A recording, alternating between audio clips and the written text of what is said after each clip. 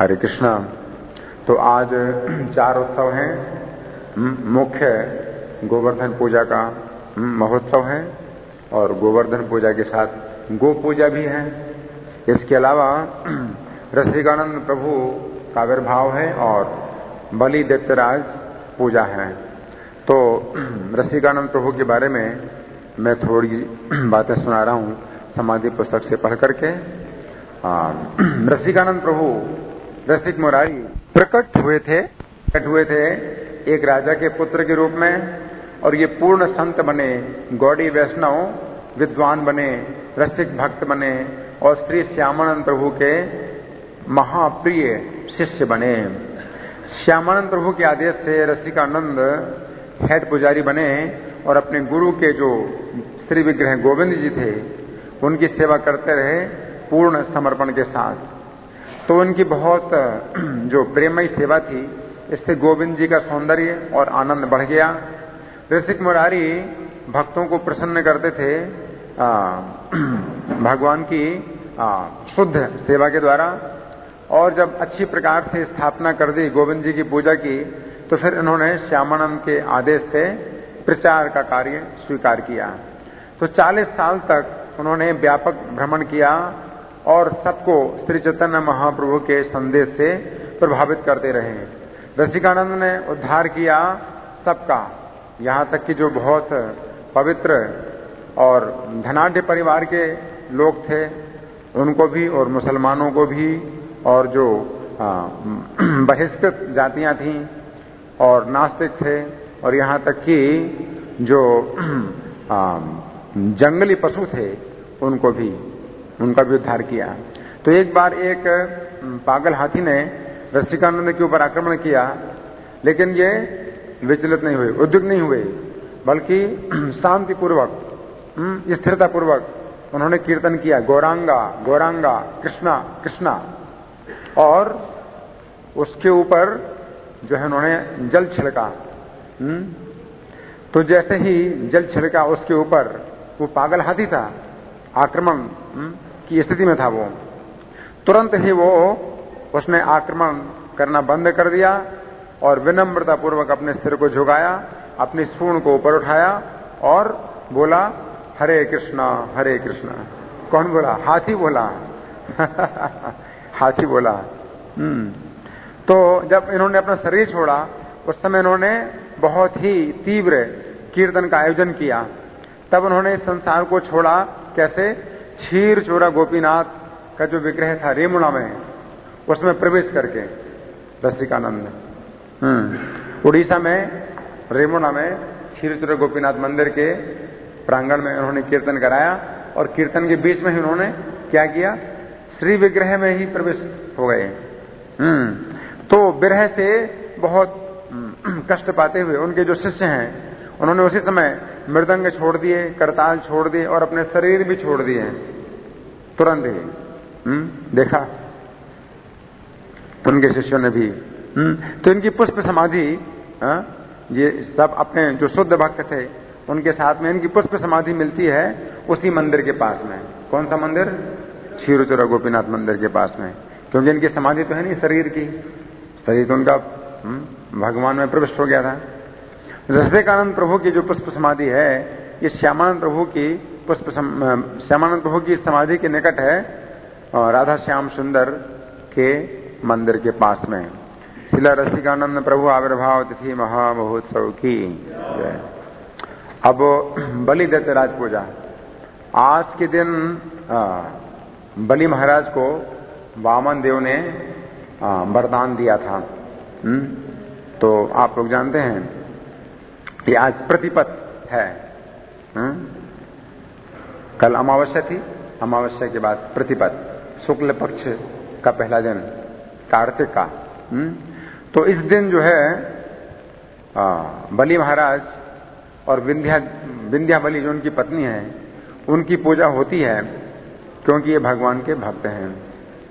तो यदि संभव हो तो बलि महाराज की पूजा करनी चाहिए, जो दैत्यों के राजा हैं, और इनका चित्र बनाया जाए 5 रंगों में और बहुत प्रसन्नता पूर्वक इनके चित्र को दिखाया जाए कि प्रसन्न मुद्रा में है, उनके 2 हाथ हैं, पूर्ण रूप से आभूषणों से विभूषित हैं और कानों में कुंडल और सिर में मुकुट है और विंध्यावली के साथ में है और इनके साथ में दैत्य भी खड़े हैं, कुष्मांड, मय, जम्भोरु और मुर। तो ये जो महात्मा जो बलि हैं, इन्होंने अपना शरीर दिया था भगवान विष्णु को दान में, क्योंकि उन्होंने अपना वचन पूरा करना था, भगवान को वचन पूरा करना था। परंतु फिर भी भगवान ने उनको जो है बांधा, उनके साथ दुर्व्यवहार किया। परंतु बुद्धिमान बलि जो है भगवान के द्वारा बांधे गए और उनको सुतल लोक में भेजा गया और उनको बहुत तंग किया गया, लेकिन फिर भी उन्होंने भगवान का अपमान नहीं किया और पूरी तरह से अपना अहंकार त्याग दिया था। तो फिर भगवान बहुत प्रसन्न हुए बलि के ऊपर और उन्होंने कहा कि हे दैत्यराज, तुमको जो है बहुत लोगों के पुण्य प्राप्त होंगे। जो व्यक्ति दान देता है अब ब्राह्मण को, मतलब जो ब्राह्मण नहीं है उसको दान देता है ना, तो उसके दान का जो फल है वो तुमको मिलेगा, उसको नहीं मिलेगा।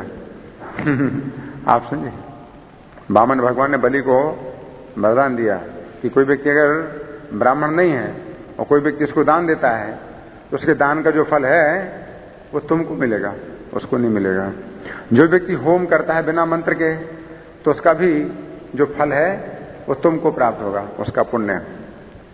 और जो व्यक्ति जप करता है अशांत मन से तो उसके जप का भी फल आपको प्राप्त होगा। तो व्यक्ति को जो है दैत्यराज की पूजा करनी चाहिए प्रसन्नता के साथ, क्योंकि ये जो दिन है इस दिन बलि महाराज को भगवान ने वरदान दिया था। तो इनकी जो पूजा है बड़े उत्साह के साथ करनी चाहिए और भगवान कृष्ण के समान जो है भक्ति भाव से करना चाहिए। श्री बलि दैत्यराज पूजा महामहोत्सव की। तो जो गोवर्धन पूजा का उत्सव है तो इसकी बहुत विस्तृत कथा श्रीमद् भागवत में भी है और गर्ग संहिता में भी बहुत विस्तृत कथा है।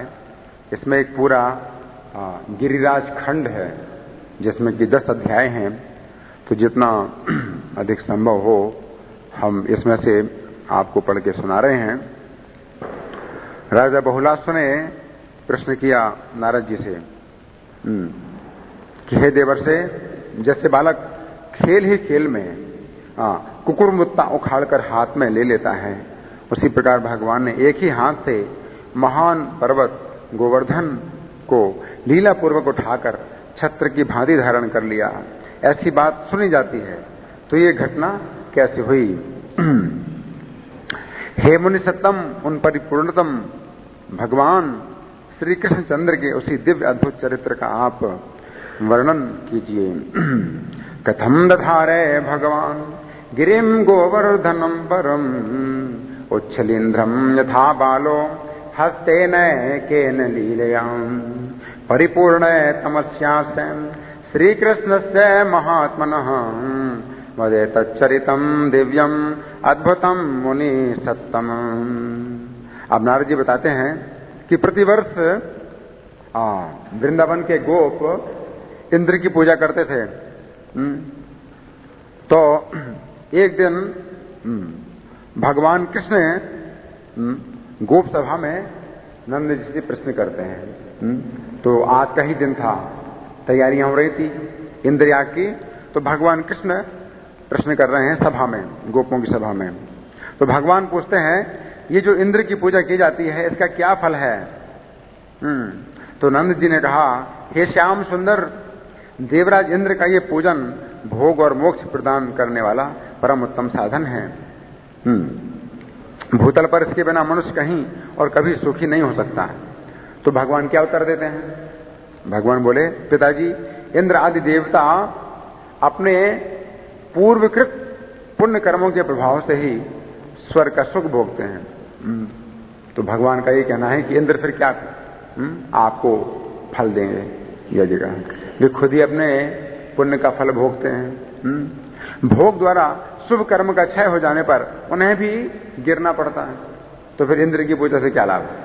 भगवान कहते हैं अतः उनकी सेवा को आप मोक्ष का साधन मत मानिए, जिससे परमेश्वर ब्रह्मा को भी भय प्राप्त होता है। फिर उनके द्वारा पृथ्वी पर उत्पन्न किए गए प्राणियों की तो बात ही क्या है। तो उस परमेश्वर को ही श्रेष्ठ विद्वान, सबसे उत्कृष्ट, अनंत और सब प्रकार से बलवान मानते हैं। इसलिए मनुष्य को सत्कर्मों द्वारा सुरेश्वर यज्ञपति भगवान श्री हरि का भजन करना चाहिए।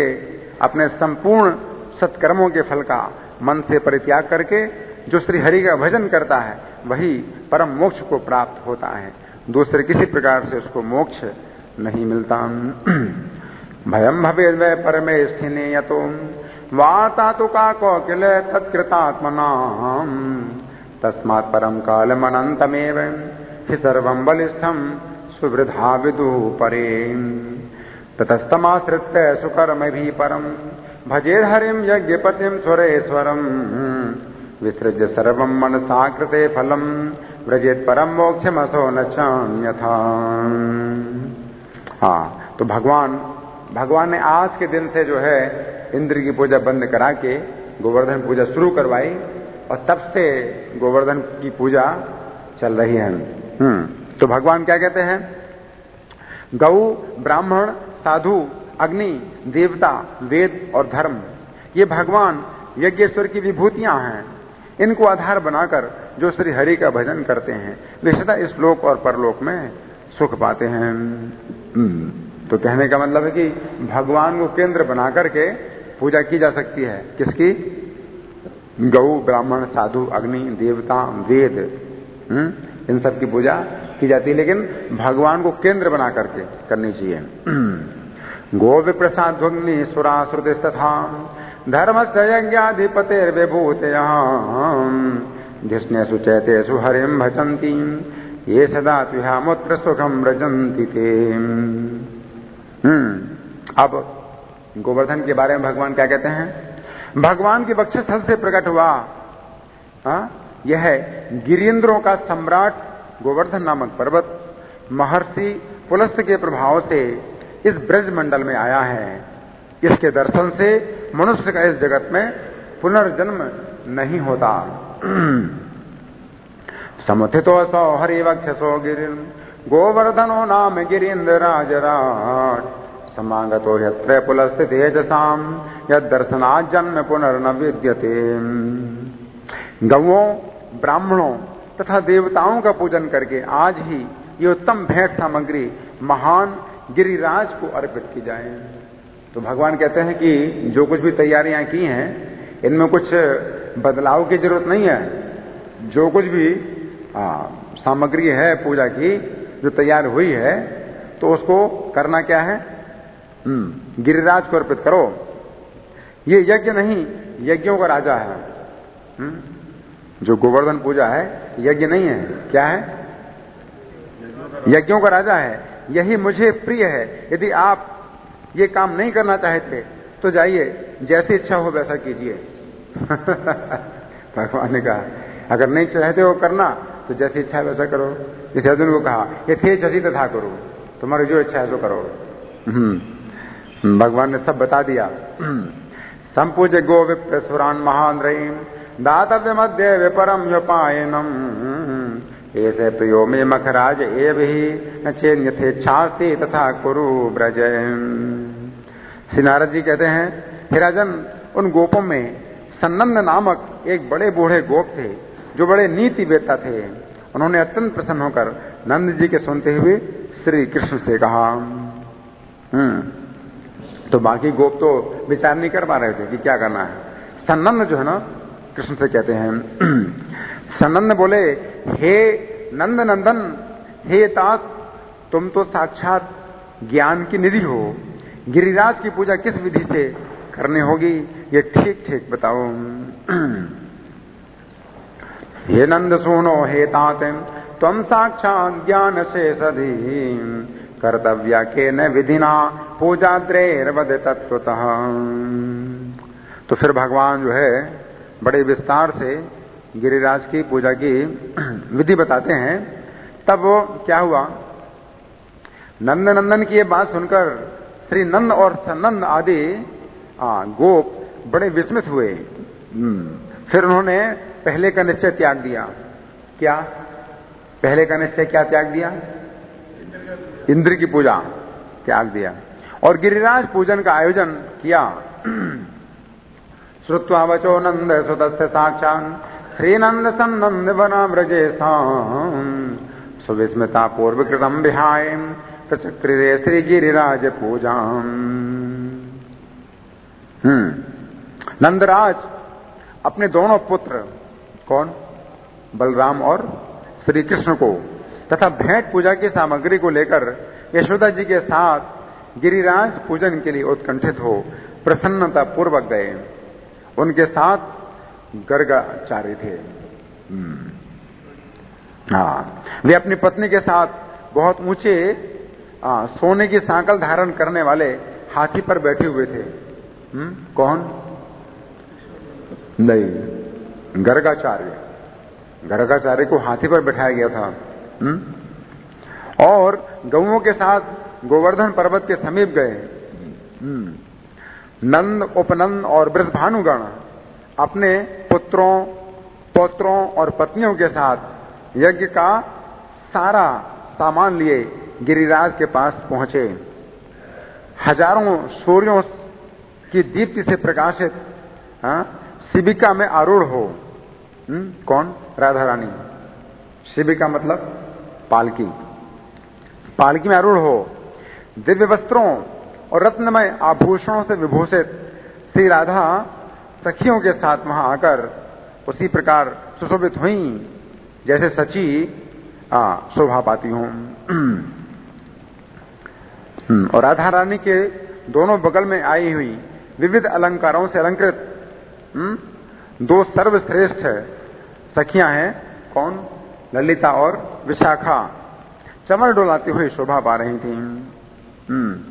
तो समय सब प्रकार के गोपियों के दल आए वहां, और ये कोई थोड़ा छोटा उत्सव नहीं था, बहुत बड़ा उत्सव था ये। बालक, युवक और वृद्ध गोप भी वहां पर इकट्ठे हुए। पीतांबर पहने, पगड़ी पहने, मोर पंखों से मंडित और सुंदर हार, गुंजा और बनमालाओं से विभूषित होकर के नवीन छड़ी लिए, वेणु लिए वहां आकर इकट्ठे हुए।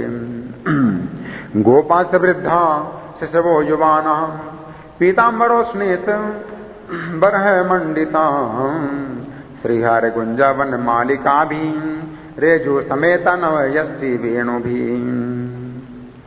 अच्छा, अब शिव जी ने भी समाचार सुना।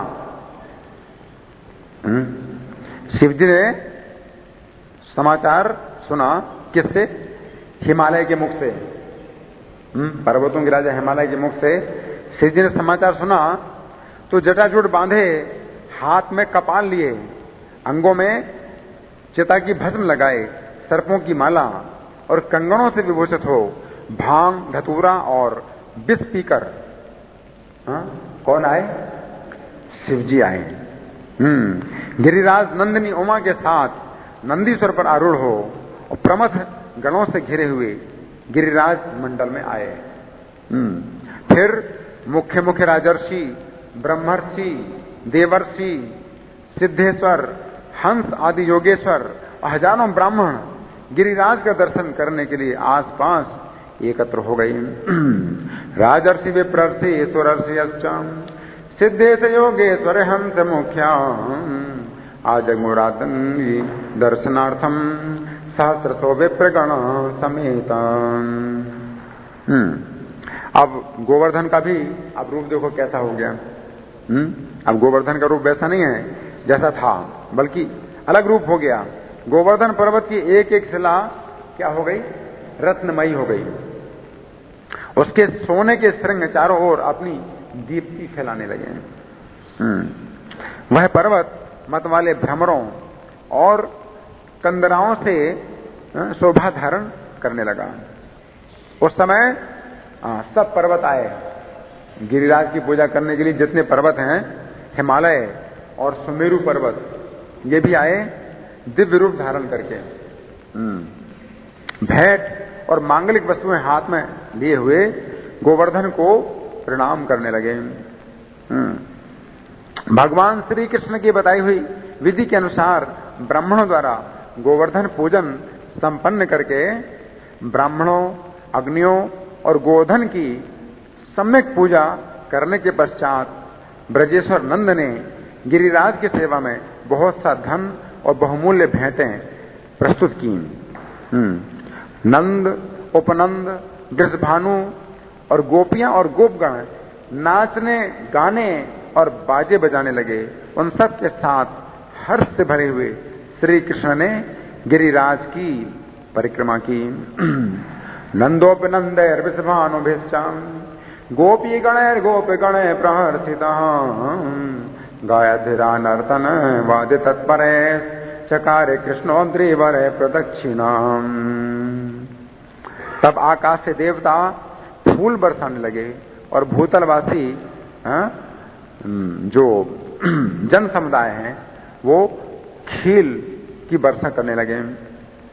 उस यज्ञ में गोवर्धन लोगों से घिरकर किसी महाराज के समान सुशोभित होने लगे। साक्षात श्री कृष्ण भी शैल गोवर्धन के बीच से एक दूसरा विशाल रूप धारण करके निकले और क्या कह रहे हैं, मैं गिरिराज गोवर्धन हूं। यो कहते हुए वहां का सारा अन्नकूट भोग खाने लगे। कृष्णोपि साक्षात् ब्रज शैल मध्याम धृत्वाति दीर्घम किल चान्य रूपम शैलोस्मि लोकानिति भाषयंसम जघास सर्वम कृत मन कूटम। भगवान ने जब इतना विशाल रूप पर्वत से प्रकट किया तो बता भी रहे हैं कि मैं गिरिराज हूं, जिससे किसी को कोई डर ना पैदा हो। तो भगवान बोलते जाते हैं जैसे कोई डरे नहीं, और भगवान खाना शुरू करते हैं। उस समय गोपों ने कहा, बहुत उत्साह हुआ जब गिरिराज का दर्शन किया और खा रहे हैं, तो गोपों को बड़ा उत्साह हुआ। वे बोले, हे प्रभु, आज हमने जान लिया कि आप साक्षात गिरिराज देवता हैं। गोप कहते हैं, आज स्वयं नंद नंदन ने हमें आपके दर्शन का अवसर दिया है। आपकी कृपा से क्या हो, हमारा गोधन और बंधु वर्ग प्रतिदिन बढ़ता रहे। आशीर्वाद मांग रहे हैं गोवर्धन से। तो गोवर्धन के रूप में भगवान क्या कहते हैं, ऐसा ही होगा। और किरीट और केयूर आदि आभूषणों से मनोहर अंग वाले दिव्य रूपधारी गिरिराज गोवर्धन क्षण भर में वहां उनके निकट ही अंतर्धान हो गए। नो गोधनम वाक्यले बंधुवर्यो वृद्धिम समाया तो दिने दिने को तथास्तु चोक्त्वा गिरिराज राजो गोवर्धनो दिव्य बपुर्दधान।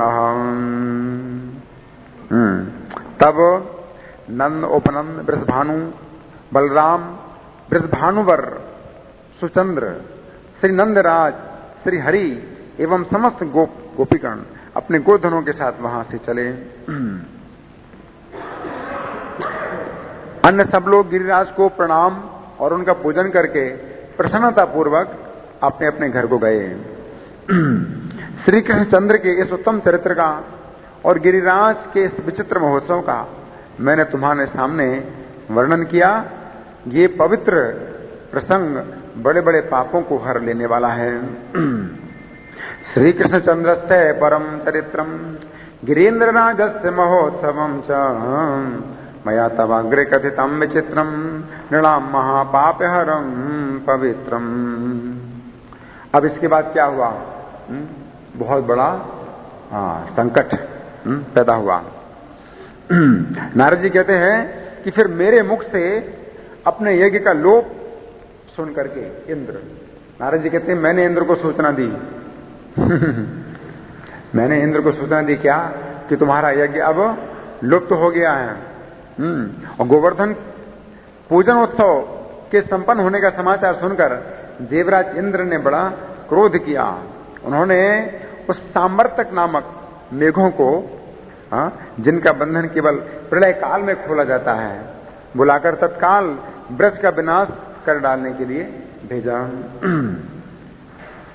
अथ मनमुखता सुरत्वा स्वात्मया गस्य नाशनम गोवर्धनोत्सवम जातम कोपम चक्रे पुरंदर। अब ध्यान से सुनिए क्या हुआ। ये बड़ा अद्भुत जो है वर्णन है। ये मेघ जो है ना कैसे हैं, विचित्र वर्ण के हैं, विचित्र वर्ण के हैं, और रोष पूर्वक गर्जना करते हुए चल पड़े। कैसे कैसे मेघ हैं, कोई काले हैं, कोई पीले हैं और कोई हरे हैं। कभी देखा ऐसे मेघों को? कोई काले हैं, कोई पीले हैं, कोई हरे हैं, और कोई वीर बहूटी के समान लाल हैं, और कोई कपूर के समान सफेद हैं, और कुछ नीले कमल के समान मेघ हैं। और ये कैसी वर्षा कर रहे हैं? हाथी की सोड़ के समान मोटी धारा की वर्षा करने लगे। कैसी वर्षा है? हाथी की सूंड के समान मोटी वर्षा करने लगे। और कुछ मेघ जो है ना वर्षा करते हैं हाथी के समान बूंदें, हाथी के समान बूंद। कुछ मेघ बूंदों की वर्षा करते हैं तो बूंद भी कैसी है? हाथी के समान है। हाथी के समान इतनी बड़ी बड़ी बूंद, सोचो, सोच सकते हो कभी? और जो धारा गिराते हैं तो वो धारा भी कैसी है? हाथी की सूंड के समान है। हस्ति तुल्यान वारि बिंदून वब्रसुस्ते मदोन्धताम हस्ति सुंडा समाभिश्चाम धाराभिश्चंचलाशये।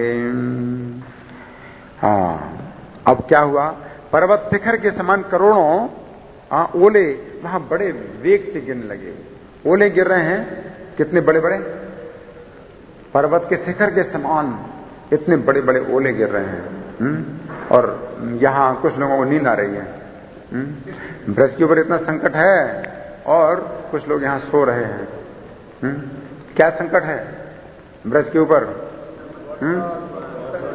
धारा हो रही है, धारा बरस रही है हाथी की सूंड के समान, और बूंदें गिर रही हैं हाथी के समान, और ओले गिर रहे हैं कैसे?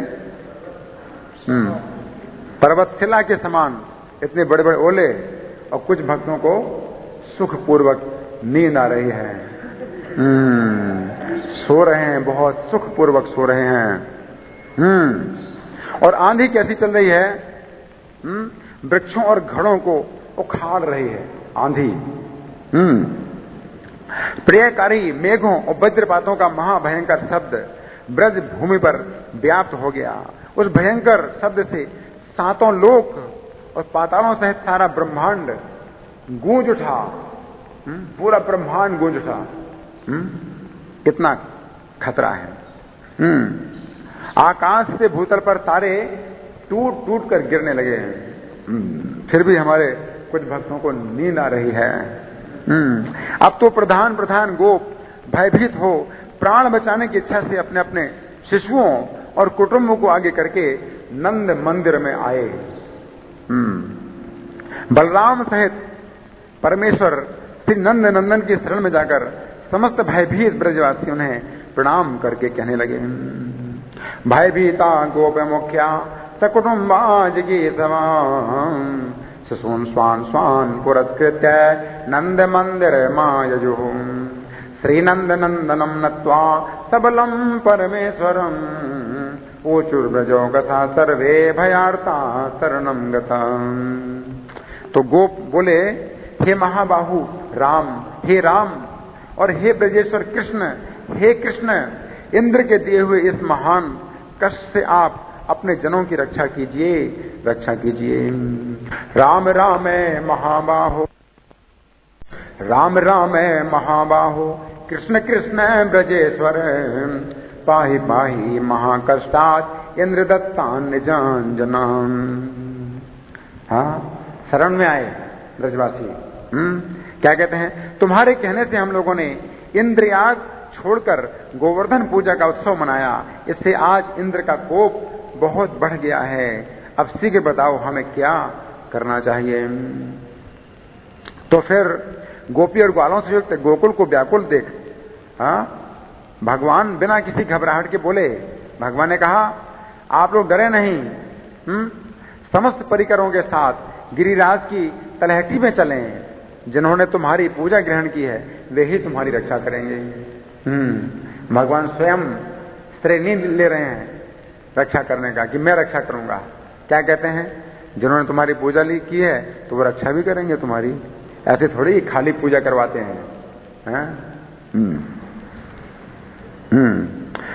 मां भैष्ट जाता द्रितटम सर्वे परिकर सह वह पूजा प्रहृदायेन सरक्षाम संविधाशति। यूं कहकर श्री हरि स्वजनों के साथ गोवर्धन पर्वत के पास गए और उस पर्वत को उखाड़कर एक ही हाथ से खेल खेल में ही धारण कर लिया। इत्युक्त्वा स्वजने सार्धम एते गोवर्धनम हरि समत्पाटे दधारात्रिम हस्तेन केन लीलया। कैसे भगवान ने उठाया गोवर्धन को? तो क्या उपमा है, जैसे बालक बिना श्रम के क्या उठाता है? गोबर छत्ता। गोबर छत्ता होता है ना, बरसात में जो लकड़ी में जो पैदा होता है, क्या बोलते हैं? कुकुरमुत्ता बोलते हैं। हाँ, गोबर छत्ता। जैसे बालक उठा ले बिना किसी परिश्रम के, अथवा जैसे हाथी अपने सूंड से कमल को उठा लेता है। क्या है कमल में? क्या हाथी के लिए क्या है? कमल को उठाने में क्या प्रयास? बिना प्रयास के। उसी प्रकार कृपालु करुणामय प्रभु श्री ब्रजराज नंदन गोवर्धन पर्वत को धारण करके सुशोभित हुए। यथोच्छलीन्द्रम शिशुरश्रमो गजः सपुष्करेण चपुष्करम गिरिं धृत्वा बभौ श्री ब्रजराज नंदनाम कृपा करो स करुणामय प्रभु। फिर भी गोपों से बोले, हे भैया, हे बाबा, हे ब्रज वल्लभेश्वर गण, आप सब लोग सारी सामग्री, संपूर्ण धन और गौओं के साथ गिरिराज के गर्त में घुस जाओ। यही एक ऐसा स्थान है जहां इंद्र का कोई भय नहीं है। अथाह गोपान मिश्रांत्रिगर्तम हेतात मातर ब्रजय वल्लभेशा सोपस्करे सर्वधन च गोभिर अत्रैव सक्रस्य भयम न किंचिन। श्री हरि का ये वचन सुनकर गोधन, कुटुंब और अन्य समस्त उपकरणों के साथ वे गोवर्धन पर्वत के गड्ढे में चले गए। श्री कृष्ण का अनुमोदन पाकर बलराम जी सहित समस्त सखा ग्वाल बालों ने पर्वत को रोकने के लिए अपनी अपनी लाठियों को लगा दिया। भगवान के हाथ में पर्वत को देख करके जितने उनके सखा हैं अपनी लाठियों को उन्होंने लगा दिया सहारा देने के लिए। पर्वत के नीचे जल प्रवाह को आता हुआ देखा भगवान ने। सोचो इतना पानी कहाँ जाएगा? तो पर्वत के नीचे जो गड्ढा है तो सब पानी तो वहीं पर आता है ना। तो फिर क्या उपाय हुआ? एक बहुत बड़ा ये संकट था कि इतना ज्यादा जो पानी था तो पर्वत के गड्ढे में जब आ रहा था तो भगवान ने क्या किया? मन ही मन सुदर्शन चक्र को आदेश दिया और शेष जी को आदेश दिया। सुदर्शन चक्र और शेष दोनों को आदेश दिया। तो सुदर्शन चक्र ने क्या किया? उस पर्वत के ऊपर स्थित होकर के करोड़ों सूर्यों के समान तेजस्वी सुदर्शन चक्र गिरती हुई जलधाराओं को उसी प्रकार पीने लगा जैसे अगस्त मुनि ने समुद्र को पिया। सुदर्शन चक्र पीने लगे उस पानी को। पर्वत के ऊपर विराजमान चक्र तीर्थ है वहां पर। गोवर्धन परिक्रमा में एक चक्र तीर्थ मिलता है जहां की सुदर्शन चक्र जो है ना पानी को पी रहा था करोड़ों सूर्यों के समान। उसमें तेज था वो पानी को पी रहा था। और शेष नाग ने क्या किया? चारों तरफ दीवार बना दी पर्वत के चारों तरफ, एक गड्ढे में ना आए पानी। उस पर्वत के नीचे शेष नाग ने चारों ओर से गोलाकार स्थित हो उधर आते हुए जल प्रवाह को उसी तरह रोक दिया जैसे तट भूमि समुद्र को रोके रहती है। तो शेष जी और सुदर्शन चक्र दोनों ही भगवान की सेवा कर रहे हैं। इस समय जब भगवान ने गोवर्धन पर्वत को धारण किया है। गोवर्धनधारी श्री हरि 1 सप्ताह तक सुस्थिर भाव से खड़े रहे और समस्त गोप चकोरों की भांति श्री कृष्ण चंद्र की ओर निहारते हुए बैठे रहे। फिर मतवाले ऐरावत हाथी पर चढ़कर अपनी सेना साथ लेकर रोष से भरे हुए इंद्र ब्रजमंडल में आए। इंद्र ने मेघों को आदेश दिया था कि तुम नष्ट करो ब्रज को और मैं आता हूं तुम्हारे पीछे पीछे चलो। तो इंद्र आए बहुत गुस्से में। उन्होंने दूर से ही नंद ब्रज को नष्ट कर डालने की इच्छा से अपना वज्र चलाने की कोशिश की।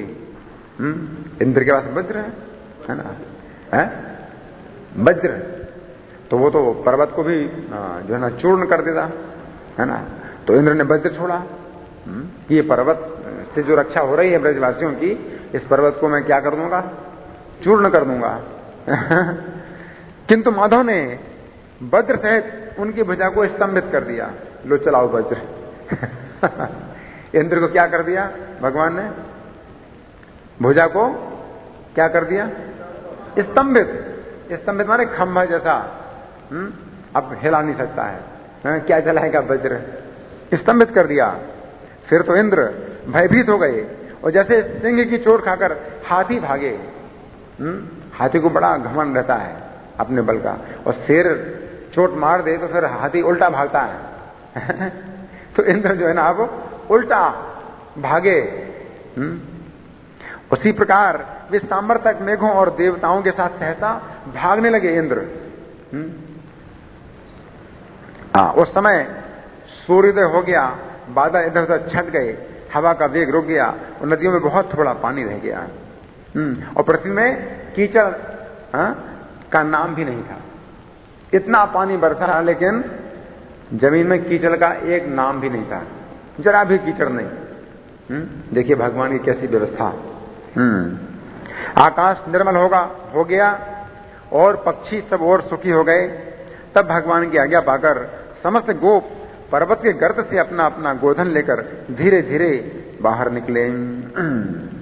हरिणोक्ता सदा गोपा निर्योर्गिरि गर्ततः स्वम स्वम धनम गोधनम चा समादाये शने शने। उसके बाद गोवर्धनधारी ने अपने सखाओं से कहा, तुम लोग भी निकलो। तो सखा आपने लाठी लगाए थे ना, तो भगवान कहते हैं तुम लोग निकलो गोवर्धन से बाहर। तो वे बोले नहीं, हम लोग अपने बल से पर्वत को रोके हुए हैं। कृष्ण के सखा कहते हैं तुम ही निकल जाओ। कृष्ण से कहते तुम निकल जाओ। उन सबको इस तरह की बातें करते देख गोवर्धनधारी श्री हरि ने पर्वत का आधा भार उन पर डाल दिया। आधा भार डाल दिया। यदि वादय परान गोपान गोवर्धन धरो हरि तदर्थम चा गिरेर भारम प्रादातेभ्यो महामनम पतितास्ते न भारेण गोप्य बालाश्च निर्बलम। बेचारे निर्बल गोप बालक उस भार से दबकर गिर पड़े। पूरा भार थोड़ी छोड़ा भगवान ने, आधा भार छोड़ा था, उसी में ही गिर गए सब। तब उन सबको उठाकर श्री कृष्ण ने उनके देखते देखते पर्वत को पहले की भांति लीला पूर्वक रख दिया। करेण तान समुत्थाप्य स्वस्थाने पूर्ववन् गिरिं सर्वेषां पश्यतां कृष्णं स्थापयामास लीलया। उस समय कृष्ण की पूजा की सब ब्रजवासियों ने 7 दिन के बाद। उस समय प्रमुख गोपियों और प्रधान गोपों ने नंद नंदन का पूजन किया। कैसे? गंध और अक्षत से पूजन किया, दही दूध का भोग अर्पित किया। खाओ दूध दही कृष्ण को खिलाते हैं। इतना तुमने परिश्रम किया है, लो दूध दही सब खाओ, कृष्ण को खिलाते हैं। सबने उनके चरणों में प्रणाम किया। नंद यशोदा रोहिणी बलराम और सनन आदि वृद्ध गोपों ने श्री कृष्ण को हृदय से लगाकर धन का दान किया और दया से द्रवित उन्हें शुभ आशीर्वाद प्रदान किए। उनकी भूरी भूरी प्रशंसा करके सब ब्रजवासी सफल मनोरथ होकर नंद नंदन के समीप गाने लगे, बजाने लगे और नाचने लगे। तथा उन श्री हरि को आगे करके अपने घर को लौटे। उसी समय हर्ष से भरे हुए देवता वहां नंदन वन के सुंदर सुंदर फूलों की वर्षा करने लगे और आकाश में खड़े प्रधान प्रधान गंधर्व और सिद्ध गोवर्धनधारी का यश गाने लगे। संश्लाघितम गायन वाद्य तत्पराम नित्यंत आरान्यपे नंद नंदनम आजगमुरेव सुगृहान रजाकसोम हरिम पुरस्कृत्य मनोरथम गताम तदैव देवा ववृषो प्रहर्षिताम पुष्पे शुभे सुंदर नंदनोद्भवे जगुर्यसा श्री गिरिराज धारिणो गंधर्व मुख्या दिवी सिद्ध संघ। हाँ, अब इंद्र जो है क्षमा मांगता है भगवान से। गर्व गल जाने के कारण देवराज इंद्र देवताओं के साथ उस पर्वत पर आए और एकांत में श्री कृष्ण को प्रणाम करके उनसे बोले। अब उन्होंने मौका निकाला, कृष्ण को जब एकांत में पाया तो इंद्र देवताओं के साथ प्रणाम करके बोले। इंद्र ने कहा, आप देवताओं के भी देवता, सर्वसमर्थ पूर्ण परमेश्वर, पुराण पुरुष, पुरुषोत्तमोत्तम, प्रकृति से परे तथा परात्पर श्री हरि हैं। स्वर्ग के स्वामी हे जगतपते, मेरी रक्षा कीजिए, रक्षा कीजिए। त्वं देव देवा परमेश्वर प्रभु पूर्णा पुराणा पुरुषोत्तमोत्तम परात्परस्त्वं प्रकृते परो हरि माम पाहि पाहि द्युपते जगतपते। आप 10 अवतार धारण करने वाले हैं। क्यों? धर्म की रक्षा करने के लिए, गौ की रक्षा करने के लिए और वेदों की रक्षा करने के लिए आप 10 अवतार धारण करने वाले भगवान आप ही हैं। इस समय भी आप परिपूर्णतम देवता कंस आदि दैत्यराजों के विनाश के लिए ही अवतीर्ण हुए हैं। दशावतारो भगवान त्वमेव रक्षया धर्म गवाम श्रुतेश्च अद्य विजाता परिपूर्ण देवाम कंसादि दैत्येन्द्र विनाशनाय। आपकी माया से जिसकी चित्त वृत्ति मोहित है, जो मत से उन्मत्त और अवहेलना का पात्र है, वही मैं आपका अपराधी इंद्र हूं। जैसे पिता पुत्र के अपराध को क्षमा कर देता है, उसी प्रकार आप मुझ अपराधी को क्षमा करें। तन्माया मोहित चित्त वृत्तिम मदोधतम मेलन भाजनम माम पितेव पुत्रम द्युपते क्षमस्वम प्रसीद देवेश जगन निवास। ध्यान से सुनिए, इंद्र की जो स्तुति है कैसे भगवान से प्रार्थना करते हैं।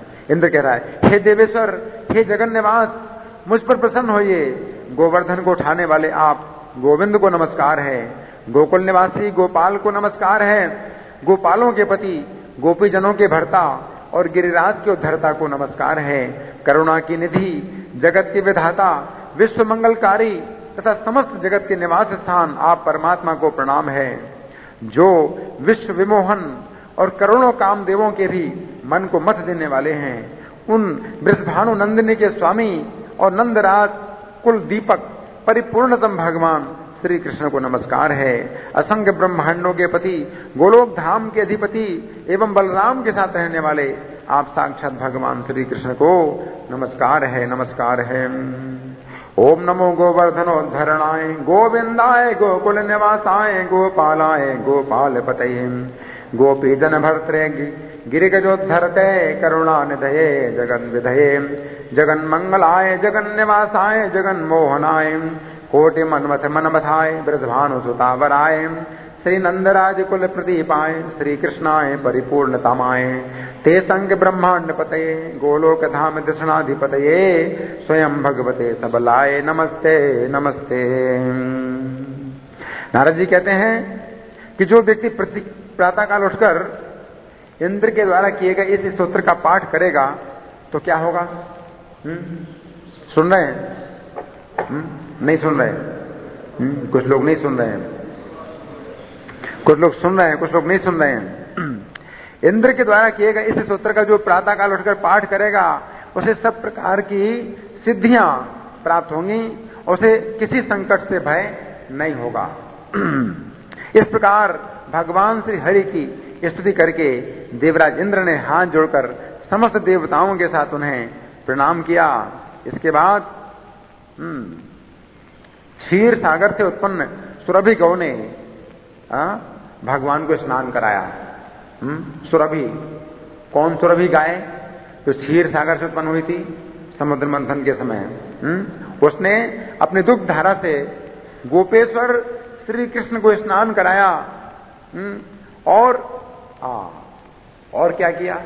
ऐरावत, जो इंद्र का हाथी है, मत्त गजराज ऐरावत ने गंगा जल से भरी हुई 4 सूंडों द्वारा भगवान श्री कृष्ण का अभिषेक किया।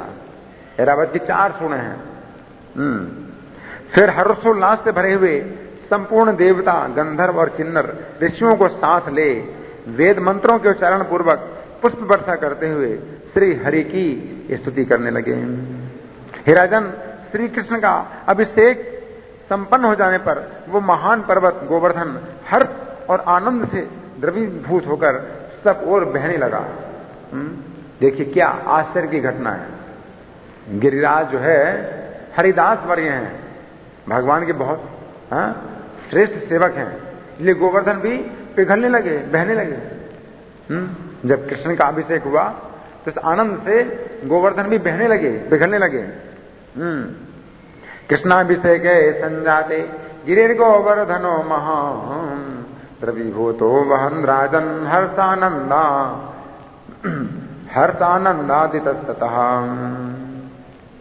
तब भगवान ने प्रसन्न होकर उस गोवर्धन के ऊपर अपना हस्त कमल रखा। उस पर्वत पर भगवान के हाथ का चिन्ह आज भी दृष्टिगोचर होता है। गोवर्धन पिघल गए तो भगवान ने हाथ रखा तो भगवान के हाथ का जो छाप है वो गोवर्धन के ऊपर पड़ गया। गोवर्धन पिघल रहे थे उस समय, तो आज भी वो दिखाई पड़ता है। वो परम पवित्र तीर्थ हो गया जो मनुष्यों के पापों का नाश करने वाला है। वहीं चरण चिन्ह भी है। गोवर्धन पिघल रहे थे तो भगवान के चरण का भी चिन्ह है और हाथ का भी चिन्ह है गोवर्धन के ऊपर।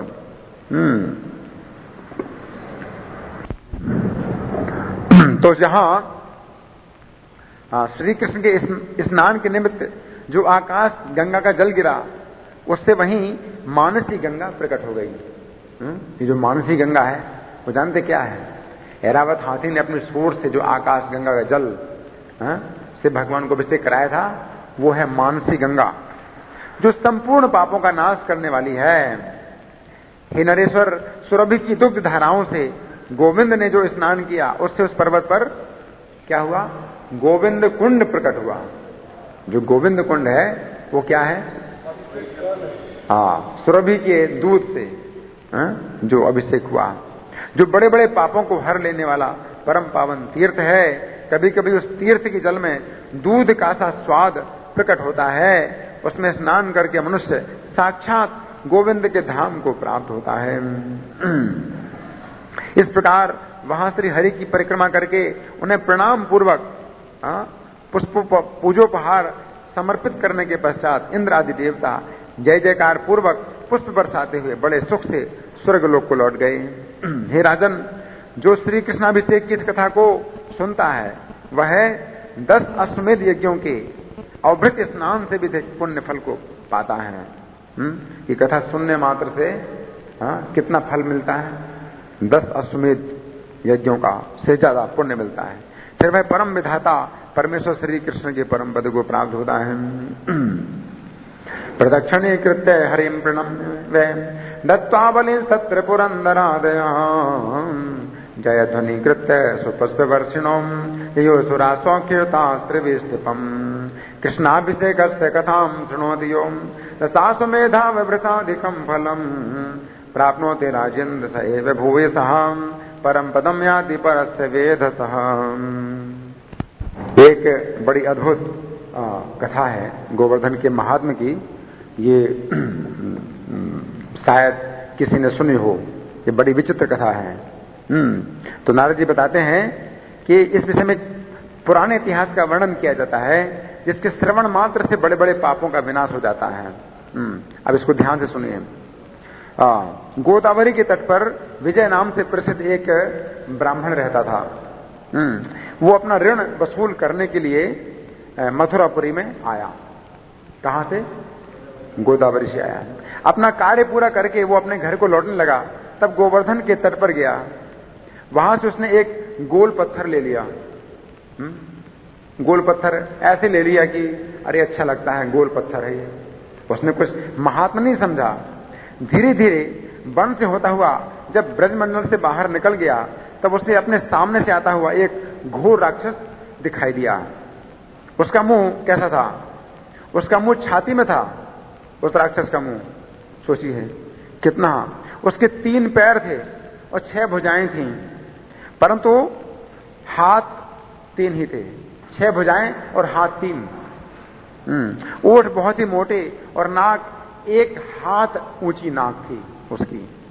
उसकी 7 हाथ लंबी जीभ लपलपा रही थी। कितना भयानक। रोए कैसे थे?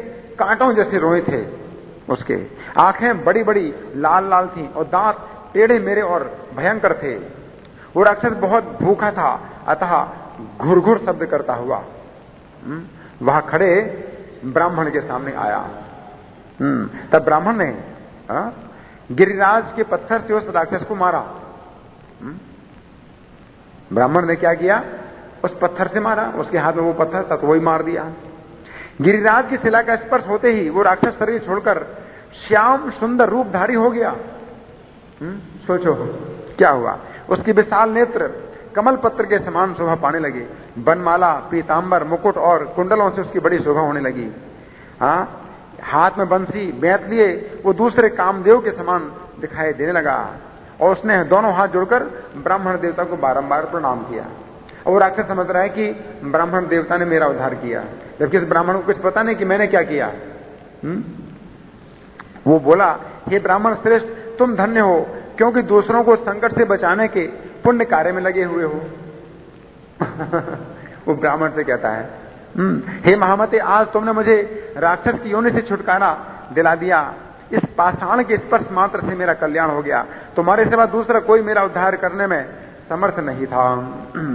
धन्यस्तम ब्राह्मण श्रेष्ठ परत्राण परायण त्वया विमोचितो हम मे राक्षसत्वान् महामते पाषाण स्पर्श मात्रेण कल्याणम में बभूवः न कोपि मां मोचयितुं समर्थो हि त्वया बिना।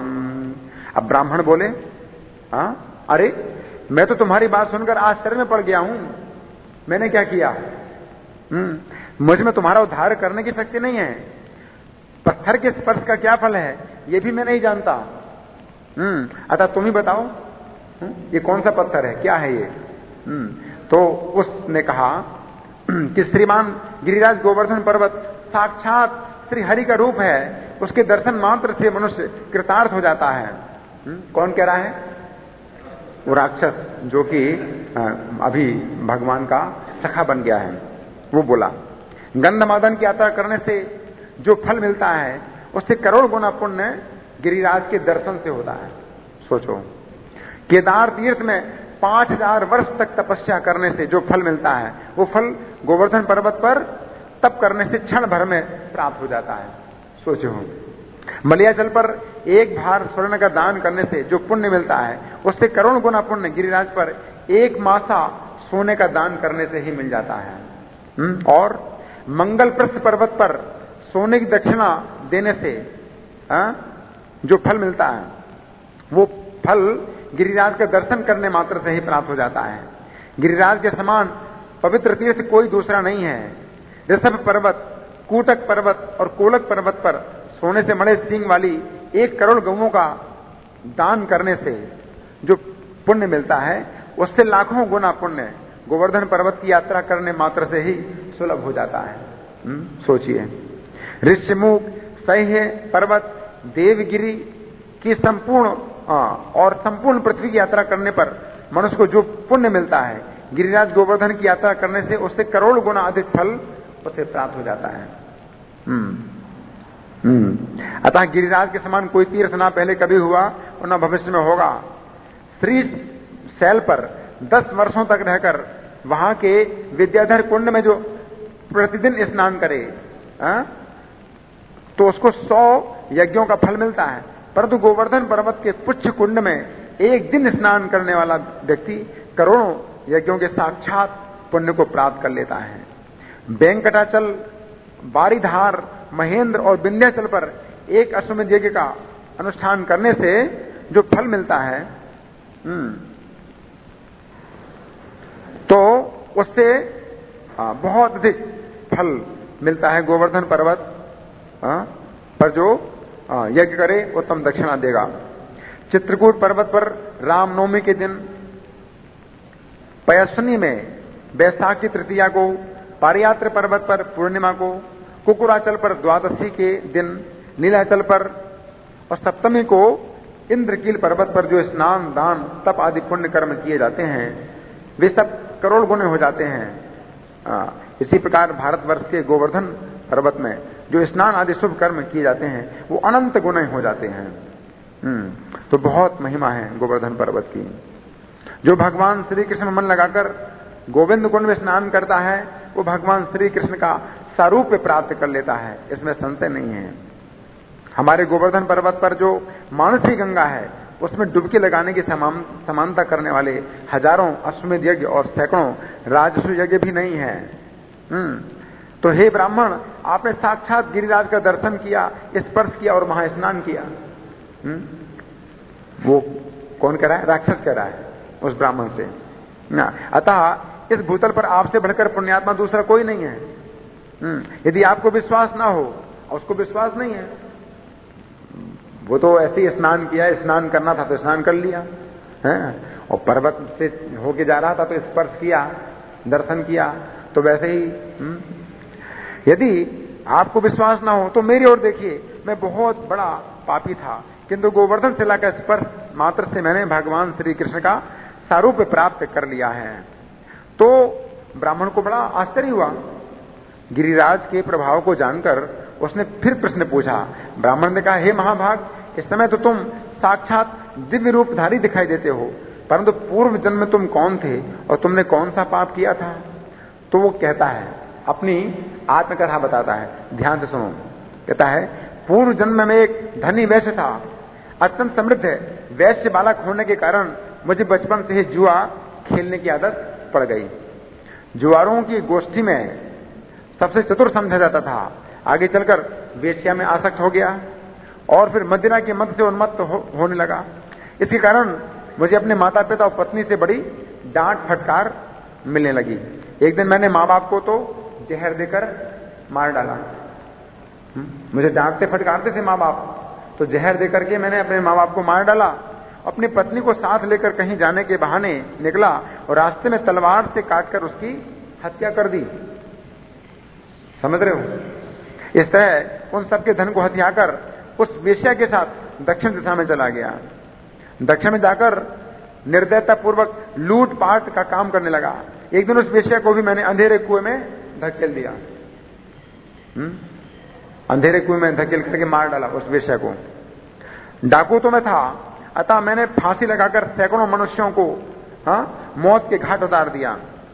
धन के लोभ से सैकड़ों ब्राह्मणों की हत्या की, क्षत्रियों की हत्या, वैश्य हत्या और शूद्र हत्या की संख्या तो हजारों में पहुंच गई। एक दिन मांस लाने के लिए, मृगों का वध करने के लिए वन में गया।